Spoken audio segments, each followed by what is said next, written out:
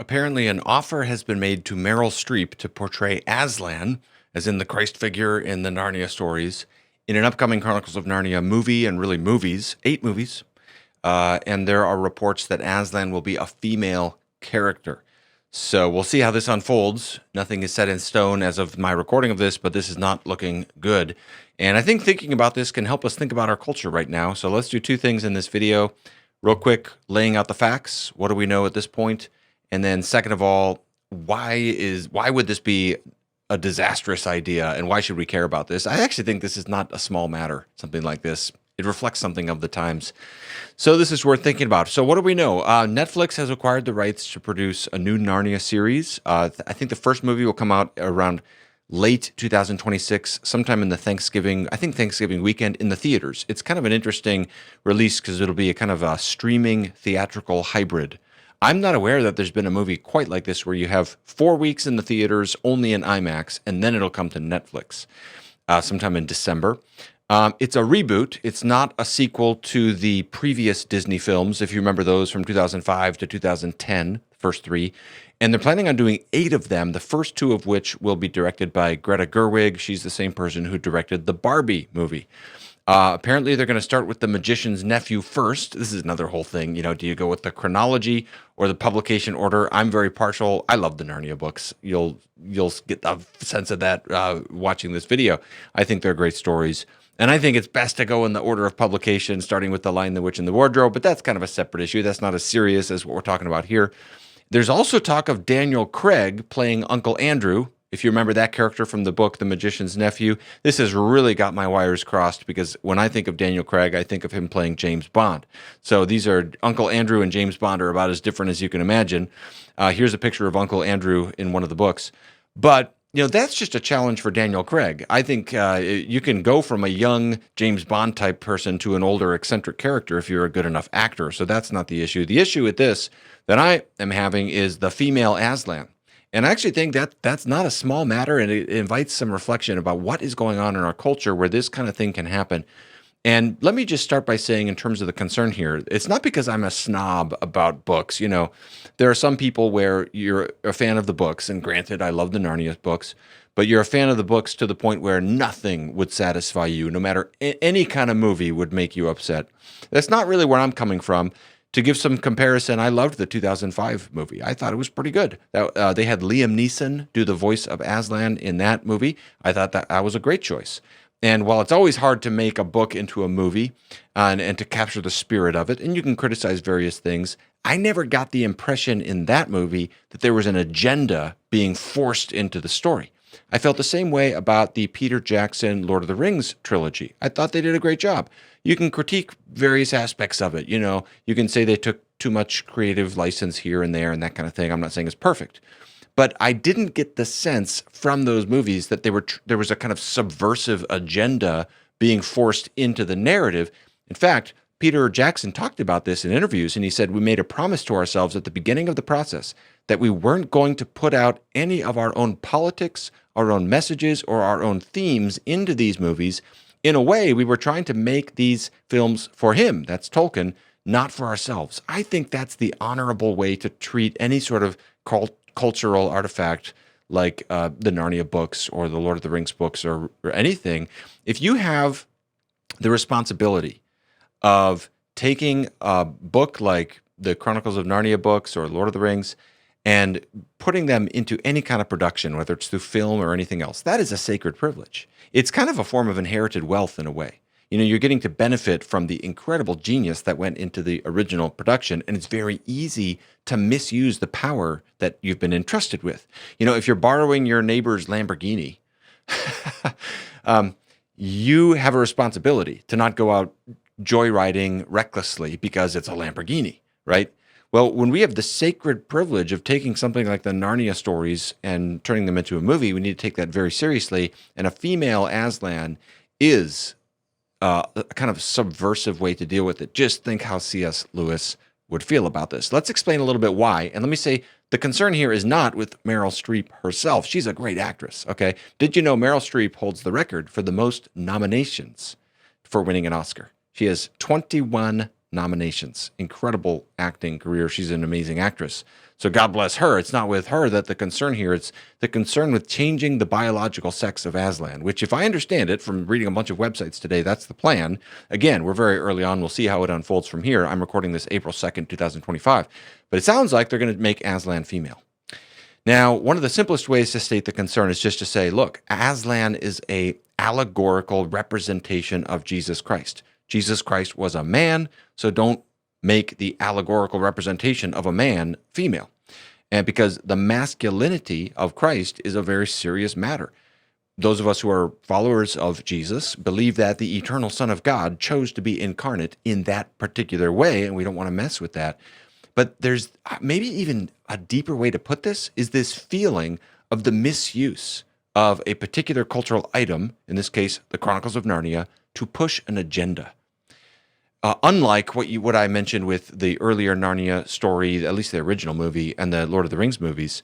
And let me say that my motive in talking about this is not just to stir people up into anger and reactionism, because we get enough of that, but it's just to encourage reflection about our culture right now. Because for those of us who are followers of Jesus, we're often quick to criticize the surrounding culture, but we have to actually be discerning to see it. It actually takes a lot of wisdom to look around and see what is happening and how eccentric the modern West is. Remember that culture is not the landscape that we see, it's the glasses we see through. We often don't notice how much the culture has gotten into us. It has to do with how we see things, less what we see and what we're consciously aware of. And the fact is that modern Western culture has become different in various ways from every other culture in human history. And that those differences are actually growing and expanding with time, and we need to be aware of this. There are certain things that were sort of taken for granted everywhere, whether you're in South America or Asia, whether you're in 1000 BC or 1000 AD, certain things that are relatively static, and then the modern West is deviating from. One of them is secularization. There's some materialist people in the ancient world. There's some people who don't believe in the gods, but societies as a whole were always religious. Another difference is the tendency to reduce morality to harm. Jonathan Haidt talks about this in his book, The Righteous Mind, which is an amazing and helpful book. Everybody should read it. And he's saying most cultures have had a bigger set of intuitions that inform our sense of morality. We've really reduced it down. It's very thin in the modern West. And another is our more fluid and libertine views about sexuality and gender. I'll just say, at a basic street level, when I'm trying to disciple young people, just the way this plays out in pastoral ministry, one of the basic issues that comes up again and again is just to try to put it at its nerve center. We've lost our sense of sexuality as a sacred and holy gift from the Creator God. That's the simplest way I can put it. So if we were to say, as followers of Jesus, we believe in such a thing called sin. So what is sin? Well, one way to get at the essence of sin is reversing the categories of creator and creature. So a Christian worldview says basically there's a creator, and so he calls the shots. He made us, and so he determines how we ought to live, and happiness and flourishing comes when you follow the way he set things up to go. And sin is saying, no, we know better than the creator. Now, if there is any way where you see like that just playing out in such a tangible, destructive way, any area where you see that playing out, it would be, I think, in this area. And I think the tendency to say, no, we want to determine what sexuality is rather than submit to how the Creator designed it, I think it's actually a huge cause of some of the issues we have with depression and anxiety in our culture. And I think if those of you who pray with me for the re-Christianization of the West, we have to recognize this is an area where we're going to have to do a lot of cultural rebuilding, just like the early church did. In the Roman Empire, sexuality had been cheapened, pornography was everywhere, there was horrific exploitation, and Christianity changed a lot of that for the good, even though it wasn't perfect. We can learn a lot from the early church because we've got some rebuilding to do in our society in this area as well. So that's kind of the broader cultural backdrop. But on the specific issue of making Aslan female, why is this so problematic? The concern here is that masculinity and femininity have a robust and particular and definite meaning. And you can't just swap them in and out for for each other. Most cultures throughout all of human history have had more of a sense of that, and it's being increasingly forgotten in the modern West, and this isn't a small matter. So one simple way to point this out, and this will be a short video right on the nose just to draw attention to this, is to just look at C.S. Lewis himself. Let's honor, like Peter Jackson said, they wanted to honor Tolkien with their creation. I wish we would do that with Narnia movies. By the standards of today, Lewis would be viewed as an arch traditionalist on questions of sexuality and gender and marriage, even, of course, as some people would view him as a liberal for other things he believed in. I've talked about that elsewhere. But nonetheless, you can read his article, Priestesses in the Church, to see some of his views on the meaning of masculinity and femininity. But I think one clear way to put it, and I want to read you this amazing quote, and it comes from the Ransom trilogy. And this is in particular from Perelandra, the middle book. This is this trilogy of adult fiction that he wrote, very different from Narnia.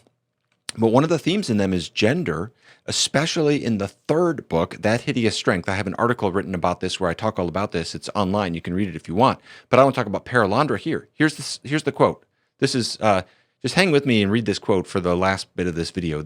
It's the quote itself. That's the one thing that's hard about quoting C.S. Lewis is there's almost nothing to say because he's so clear himself. This is happening where the main character named Ransom sees two angels, basically. One of them is the angel of Mars, the other is the angel of Venus, and he notices that one is masculine and one is feminine. Now, right there, the thought of a masculine angel or a feminine angel, that already gets you thinking. That already makes you wonder, well, what does that mean exactly? Here's what he writes. What Ransom saw at that moment was the real meaning of gender. Everyone must sometimes have wondered why in nearly all tongues certain inanimate objects are masculine and others feminine. What is masculine about a mountain or feminine about certain trees? Ransom has cured me of believing that this is a purely morphological phenomenon, depending on the form of the word. Still less is gender an imaginative extension of sex. Our ancestors did not make mountains masculine because they projected male characteristics into them. The real process is the reverse. Gender is a reality, a more fundamental reality than sex. Sex is, in fact, merely the organic adaptation to organic life of a fundamental polarity which divides all created things. Female sex is simply one of the things that have feminine gender. There are many others, and masculine and feminine meet us on planes of reality where male and female would be simply meaningless. Masculine is not attenuated male, nor feminine attenuated female. On the contrary, the male and female of organic creatures are rather faint and blurred reflections of masculine and feminine. Their reproductive functions, their differences in strength and size, partly exhibit, but partly also confuse and misrepresent the real polarity. And this is something that, without commenting on at great length, I would just love to encourage people to think about. This is one of those things, reading the past, even going back now 75 years. It's been 75 years since the first Narnia book was published, if you can believe that. 75 years. But even just going back, to a couple generations ago to C.S. Lewis, it gives us perspective on the current moment so that we can understand a little bit of just how eccentric some things are going. And Lewis's basic point here is that masculine and feminine are greater categories that lie at the heart of reality itself. And their reflection in biology is just one instantiation of that deeper reality. Now, for a fuller picture of that, read That Hideous Strength, where that's actually a motif of the whole book. People often accuse Lewis of being a sexist for his views on these things. Here's a funny anecdote about that to finish off. One of the early reviewers of his book, Till We Have Faces, another one of my favorites of his, it's the red book right over there, right there, if you can see that red book. The reviewer didn't yet know who the author was. Now, this reviewer had previously criticized C.S. Lewis of male chauvinism, and yet he didn't know that Lewis wrote this book. This book is written from the point of view of a woman. And so the reviewer insisted the author of this book must be a woman, because no male author could ever have possibly understood the world from a woman's point of view so well. And it's kind of funny to think that if only he had known that was actually C.S. Lewis. We should have some humility in seeing what we can learn from someone like C.S. Lewis on these matters, and pre-modern voices as well. We've got a lot of cultural rebuilding to do. One of the things that we need is cultural humility. The insights of the modern West that can feel so natural to us, we have to have some mechanism of getting perspective on them, and reading church history, reading other broader history, even reading people from 100 years ago, even reading people like C.S. Lewis from a few generations ago can give a lot of perspective. As we're doing the work of cultural rebuilding, I would say there are two things we can say. The first is we need to tell people how much Jesus loves them, that he will forgive them for everything they've ever done. They need to feel the love of Christ from us. But secondly, and with that, we need to teach them what it means to be a human being.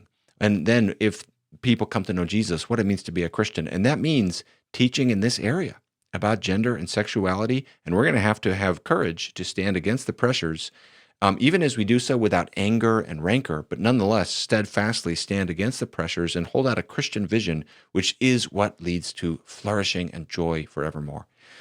If you're interested in a good study point, a good starting point to study, I would say just start with Ephesians 5 and just give some consideration. Read some church history voices on that text and give some consideration to why it is that marriage portrays the gospel, the relationship between marriage, between one man and one woman, and the gospel, the love of Jesus for his bride.